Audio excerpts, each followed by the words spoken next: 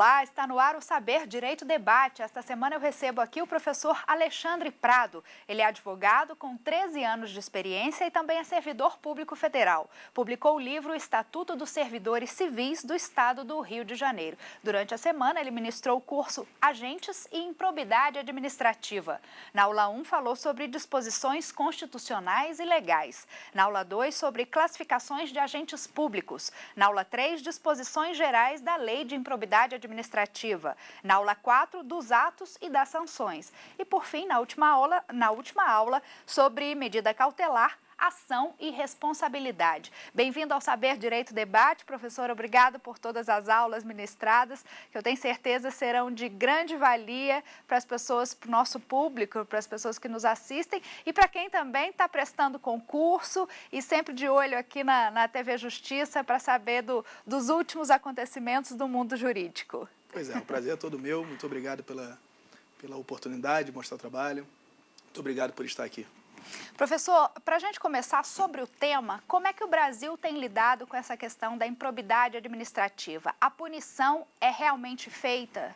Pois é, isso é uma grande situação agora que o próprio Poder Judiciário está tomando as medidas, né? Em virtude de algumas decisões políticas e também do próprio Poder Judiciário. Atualmente, nós estamos aí com uma meta, a meta 18, que o CNJ está implantando junto ao Poder Judiciário, de todas as instâncias e esferas do Brasil inteiro, em que ele vai determinar o seguinte: as ações de improbidade distribuídas até 31 de dezembro de 2011 deverão ser julgadas até o final de 31 de dezembro de 2013. Então, nós temos aí bastante ações. Só para se ter uma ideia de números, são 15 mil ações distribuídas só sobre o tema improbidade administrativa. Até hoje, só foram decididas 5 mil. Então, tem um déficit aí de 10 mil. A ideia com isso é fazer com que os processos realmente andem, né? Pois é, a grande questão é justamente essa. Você me perguntou assim, há uma efetividade da punição? Eu acho que a sua pergunta reflete o pensamento do brasileiro. As pessoas são condenadas por improbidade, mas não se vê o resultado e a efetividade disso. Então, acho que é com isso. O Poder Judiciário quer mostrar que tem efetividade, sim, e com isso ele está adotando algumas medidas. Até mesmo o portal do CNJ, do Conselho Nacional de Justiça, está permitindo a consulta para os condenados por ato de improbidade administrativa. Então, qualquer pessoa, não precisa nem ser cidadão, qualquer pessoa pode consultar. Se souber o nome todo do agente ou o CPF dele, você consegue, inclusive, emitir uma certidão. Se ele tiver condenado, vai ser positiva. Se não, vai ser uma certidão negativa, sem nada a dever por improbidade administrativa. Isso é feito pelo próprio site do CNJ? Pelo próprio site do CNJ. Inclusive, você pode ir lá consultar, botar seu CPF, vai sair a certidão lá tranquilamente. Tá bom. E em vias práticas, de que adianta um cidadão brasileiro ter em mãos uma certidão negativa que, de fato, comprove o ato de improbidade administrativa de alguém? Perfeito. Se eu tiver condenação por improbidade, eu não posso participar de processo licitatório, eu não posso me investir em cargo público, e isso traz uma série de consequências e restrições no trato social, né? Você não gostaria de se relacionar com uma pessoa que foi condenada por ato de improbidade administrativa. No mínimo, de boa-fé ele já não está. Já feriu o próprio dispositivo constitucional e legal sobre improbidade administrativa. Então, quer dizer que se a pessoa realmente conseguir uma certidão negativa confirmando improbidade administrativa de certo agente público, ela pode levar essa certidão a algum lugar e restringir ações, restringir capacidades, vamos dizer assim, desse agente público? Vou dar um exemplo para você poder entender. Se eu tenho uma empresa e participo de um processo licitatório, se um dos sócios da empresa vencedora já tivesse sido condenado, isso já reflete a idoneidade da empresa. Mas só vai se efetivar, por exemplo, se ele for um sócio majoritário da pessoa jurídica. E aí a pessoa jurídica fica proibida e impedida de participar. Então, você pode desclassificar esse seu concorrente que ganhou o processo licitatório. Isso é só um exemplo, né? Perfeito. Que a gente pode lidar da prática do cidadão comum, que não tem nada a ver com a administração pública. E no âmbito assim, de uma pessoa física mesmo, existe alguma restrição prática? No âmbito da pessoa física, não. Mas, no mínimo, a índole da boa-fé, né? O princípio da boa-fé prevista no Código Civil, lá no artigo 422, se eu for manter uma relação jurídica, isso já comprova que ela não tem muita boa-fé, o fato dela estar condenada por ato de improbidade. É bom saber com quem a gente está lidando, Exatamente, né? Numa relação de quebra contratual, você já pode mostrar que a pessoa não tem, pelo menos a boa-fé subjetiva dela já é, no mínimo, maculada, né? Já está viciada em relação a isso. Ah, tá, entendi. Professor, e outra coisa importante para, por acaso, quem não acompanhou todas as aulas, está nos assistindo agora, é sempre bom a gente diferenciar o agente público do servidor público, não é isso? A quem incorre os atos de improbidade administrativa? Pois é, essa questão é muito controvertida na própria doutrina, na jurisprudência, mas o STJ já pacificou e solidificou o seguinte: qualquer agente público, exceto o presidente da República, está sujeito às limitações e restrições da lei de improbidade administrativa. Isso envolve o magistrado, isso envolve o membro do Ministério Público, isso envolve os políticos, deputados.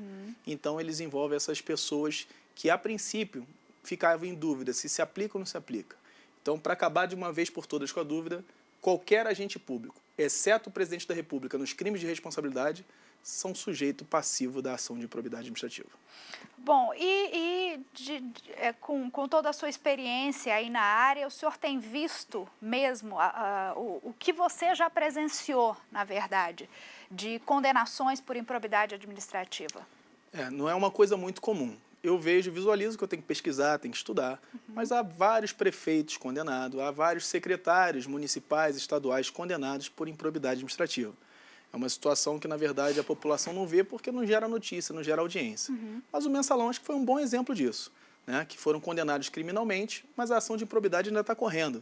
Isso quer dizer que em breve veremos aí condenações por ato de improbidade, principalmente porque o objetivo do Poder Judiciário é julgar as ações distribuídas até 31 de dezembro de 2011, até o final de 2013. Então, veremos aí várias condenações e a população vai poder realmente ver efetivada as medidas que estão previstas na lei de improbidade. Mas o senhor teve a oportunidade de advogar, de fato, para alguém que sofria um processo desse ou não? Não, na verdade eu não tive a oportunidade, porque também nem todos são acusados, né?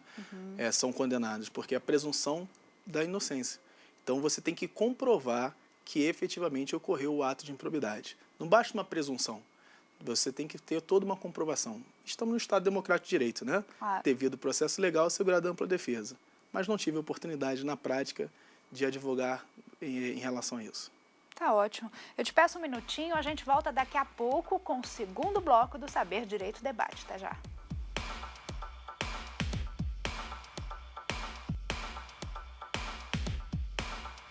Estamos de volta com o Saber Direito Debate e aqui comigo o professor Alexandre Prado. Professor, vamos falar um pouquinho da sua obra que está aqui, ó, Estatuto do Estado do Rio de Janeiro, é isso mesmo, né? Isso Eu quero mesmo. que você me fale um pouco, me conte sobre a sua inspiração para fazê-lo, como é que você chegou a esse tema, inclusive. Pois é, o Estatuto do Estado do Rio de Janeiro, inclusive, foi o estatuto e um livro que eu fiz com todo carinho pelo seguinte: eu comecei a lecionar por essa matéria. Porque já existiam diversos professores de direito administrativo no mercado, e aí, como eu me formei muito cedo, aos 20 anos de idade, eu tinha que arrumar uma oportunidade. O senhor entrou com que idade?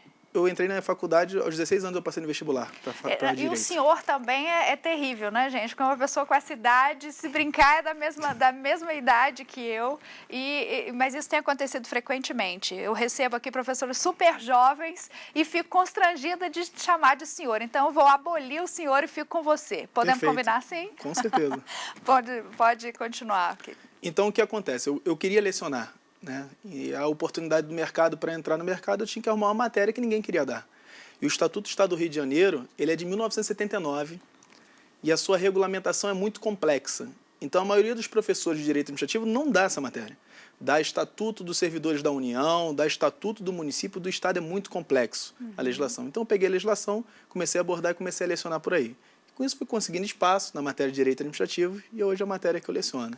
Então, daí a gratidão pelo Estatuto do Estado do Rio de Janeiro, e aí eu lancei o livro. E você conseguiu fazer um estatuto com uma linguagem mais clara, com uma linguagem de mais fácil absorção? Pois é, eu peguei e compilei, porque tem várias legislações no Estado do Rio de Janeiro. Então, eu compilei a legislação, adequando ao texto atual, fazendo comentários de fácil entendimento. Eu acho que hoje é tranquilo. o grande desafio para os autores, não é isso, professor? A gente conseguir atrair o leitor por uma linguagem mais clara, mais objetiva, porque é uma matéria um tanto quanto formal, um tanto quanto complicada, né? Então, o ideal seria a gente conseguir, de fato, disseminar isso, né? Exatamente. Direito administrativo é mais complexo, né? É. Quero estudar direito penal, vou no Código Penal. Quero estudar direito Exatamente. constitucional, vou na Constituição. E direito administrativo, vai onde?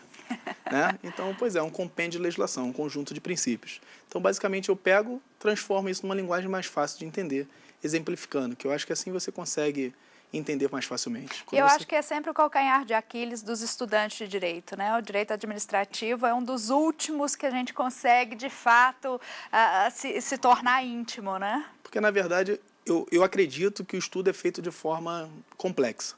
Geralmente você pega e decora os conceitos. Mas, na verdade, se você buscar o entendimento e do entendimento conceituar, é muito mais fácil. E é assim que eu leciono, é assim que eu ensino. Né? Eu ensino a organização administrativa exemplificando como se fossem pessoas. E aí depois a gente consegue conceituar com base no entendimento que a gente tem. Muito legal. Professora, para a gente conhecer um pouquinho mais da sua vida, como é que foi? Como é que você chegou ao direito e como é que chegou, inclusive, ao direito administrativo? Foi paixão desde o começo? Não. Tenho que confessar que era a matéria que eu menos gostava. Como todo estudante de direito, tá vendo, gente? Eu digo. Exatamente. Mas depois também que eu comecei a entender o direito administrativo, me apaixonei. Assim, é muito fácil você se apaixonar pelo que você entende de imediato. Mas a partir do momento que você consegue desmistificar o direito administrativo, ele fica muito mais fácil. Não tem como você encontrar uma prova difícil de direito administrativo se você conseguir efetivamente entender. Se decorou, você esquece o conceito e depois não entende mais. Então, basicamente, foi assim comigo. Surgiu a oportunidade de lecionar o Estatuto, depois eu fui me especializando no direito administrativo, fui entendendo e fui tentando passar isso de uma forma mais fácil. Então, basicamente, o direito administrativo hoje faz parte da minha vida, eu respiro, e eu devo muita coisa ao direito administrativo. Eu acho que é a base também. Eu também sou advogada e eu aprendi, confesso que eu aprendi também no final do curso, por pegar um manual e realmente devorar aquilo lá, entendeu? E a partir do momento que você realmente entende, tudo fica tão mais fácil, tão mais claro, né? Exatamente. A partir do momento que a gente deixa o medo de lidar com aquela matéria. Você tem alguma dica para dar para as pessoas como, de fato, entender o direito administrativo? Pois é, basicamente esse é o grande problema. Quando você pega o direito administrativo, cada autor conceitua de uma forma. Mas você já parou para analisar e comparar os conceitos? Então, quando você pega o conceito de Eli Lopes Meirelles sobre ato administrativo e da Maria Silva Zanella de Pietro sobre ato, você acha que são dois conceitos completamente diferentes. Mas não são. Um diz que é manifestação do Estado, o outro diz que é manifestação da administração pública. Um diz que tem fim imediato, o outro diz adquirir, resguardar, modificar, transferir. Um diz que se aplica à supremacia do interesse público, o outro diz na condição de administração. São conceitos similares, idênticos, com palavras diferentes. Então, a partir do momento que você consegue fazer isso e buscar o que tem em comum entre os conceitos, o direito administrativo fica muito mais fácil. Então, seria interessante também a gente pegar vários autores e não se ater somente a um? No direito administrativo, não tem jeito. Quantas divergências doutrinárias você tem sobre os autores? Agentes públicos, por exemplo. O conceito de Eli Lopes Meirelles tem 5 classificações. Maria Silva Zanella de Pietro tem 3 principais que se subdividem. José dos Santos Carvalho Filho entende que agente político não enquadra o magistrado. Já o Eli Lopes Meirelles entende que se enquadra. Então, como eu vou estudar direito administrativo com um só autor? E que linha você segue? Eu sigo a linha que é mais fácil de entender para todo mundo. Eu pego um pouquinho de cada um, transformo aquilo num conceito de fácil entendimento que você consegue fazer uma análise de um e de outro e consegue entender a matéria. Mas é possível citar algum autor específico?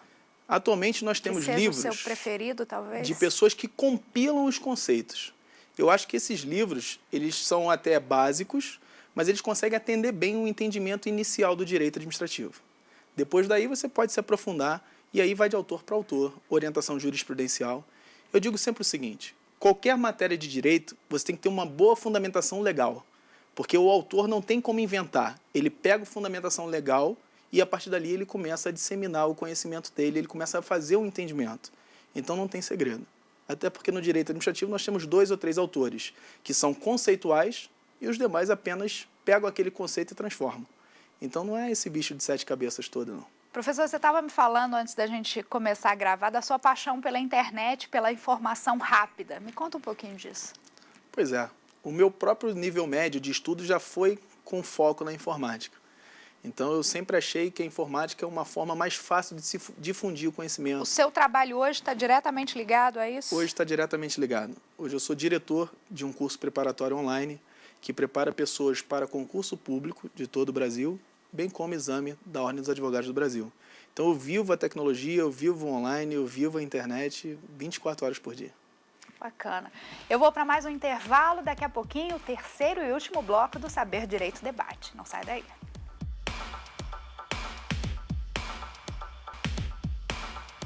Já voltamos no terceiro e último bloco do Saber Direito Debate. Professor, a gente fechou o último bloco, o segundo bloco, falando da sua paixão pela internet. Então, eu quero que você me diga o seguinte, as suas aulas são por videoconferência, você dá aulas online, é isso? Exatamente. Então... As minhas aulas são feitas online, algumas aulas são ao vivo e outras aulas são gravadas, mas basicamente é 100% internet. E qual é a diferença de uma aula presencial para você? Uma aula presencial, uma aula por videoconferência? As aulas gravadas, elas são meio muito frio de correspondência. Mas as aulas, para suprir isso, a gente dá as aulas ao vivo. Que tem participação e interação com os alunos do outro lado e também dou aulas presenciais, que são aulões que a gente dá comemorativos, que aí tem 500, 1.000 pessoas no auditório. E aí eu mato a minha saudade de sala de aula. Eu imagino que já deve ter acontecido com você de estar em algum aeroporto, em algum local público, as pessoas chegarem, professor e tal, você nem tem ideia de quem é, de quem seja, né? Sempre acontece isso. Impressionante. Mas isso é bem legal, né? Eu já encontrei pessoas até passando de férias no exterior com filho e encontrar no estacionamento um aluno. É bem legal isso daí. Porque você vê que a pessoa realmente, se fala com você, é porque de alguma forma você marcou a vida dela naquele momento. E se obtém êxito ainda, o agradecimento, isso aí não tem preço. E as aulas online realmente são uma tendência hoje em dia, não é, professor? O próprio programa, né? Saber Direito disponibiliza o programa online. Então, acredito que isso no futuro vai ser 90%. Nunca vai extinguir o contato pessoal. Eu que isso é muito importante e fundamental, até mesmo para a gente viver em sociedade. Mas eu diria para você que isso vai facilitar muito na nossa vida corrida do dia a dia. Para o estudante ou mesmo para a pessoa que queira aprender um pouco mais ou queira saber alguma novidade, é sempre interessante, né? Você poder ligar a sua televisão e ver ali uma aula, ligar a sua internet e ver ali uma aula. Exatamente, né? O problema do horário.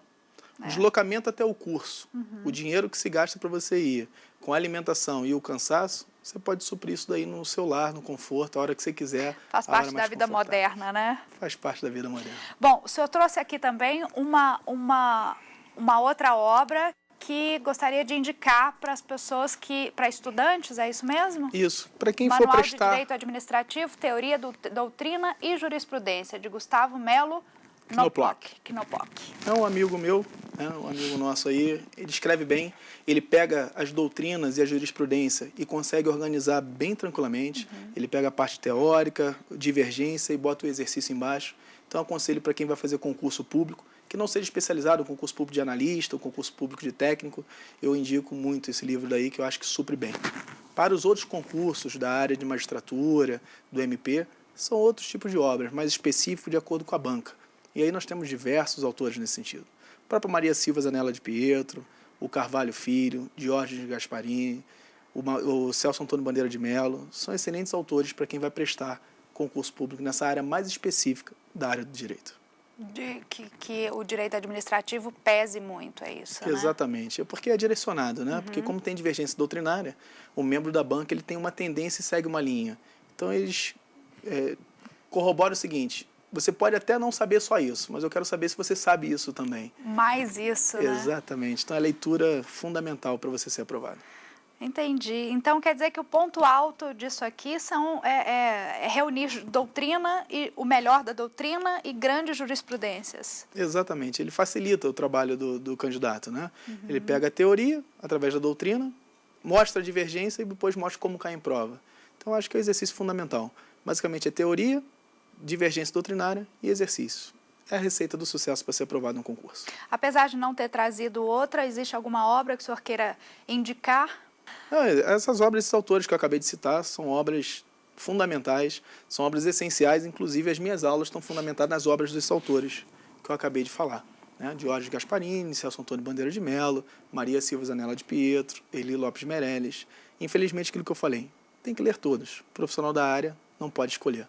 tem que não ler pode e se pegar dar o de luxo, verdade. né? Não pode se dar o luxo, exatamente. Agora, para um estudante, por isso que a gente sempre faz questão de indicar obras aqui, para estudantes é sempre bom, até mesmo para otimizar o tempo. Nós sabemos que as pessoas que prestam concurso, que estão estudando, enfim, até mesmo na faculdade, precisam otimizar o tempo e irem direto ao ponto. A melhor obra, né, que te ensine mais para aquele determinado momento, para aquela determinada carreira, né? Exatamente. Os autores têm feito isso bem, né? Eles estão pegando os entendimentos majoritários da doutrina e estão consolidando para você já ir direto ao ponto e bem objetivo na aprovação do concurso. Tem alguma outra obra em andamento por aí para sair no forno ou ainda não? Na verdade, eu já tenho muito material, né, de escrita, de orientação, de pareceres, só que eu ainda não peguei e sentei para organizar tudo isso. Na verdade, tem tanto livro de direito administrativo que se for para fazer mais um para estar no mercado igual aos outros, eu preferi não fazer. Então, um dia eu vou sentar, vou fazer, vou organizar e vou desenvolver algumas teorias para poder ficar bem fácil, bem mais fácil o direito administrativo. E tem uma pessoa que escreve com você, escreveu esse aqui com você, não é isso? Ele fez a revisão, né? Que eu peguei e escrevi. Ele fez a revisão. Ele fez a revisão, que é o João Lasmar, é o coautor da obra. Professor, muito obrigada pela sua presença, por todas as aulas ministradas aí ao longo desses 5 dias. Muito obrigada a você também pela companhia. Não se esqueça de que você pode acessar o nosso site www.tvjustiça.jus.br para acompanhar esse programa e para acompanhar todo o resto da programação daqui da TV Justiça. E mande um e-mail para nós também no saberdireito@stf.jus.br. A gente se vê semana que vem. Tchau.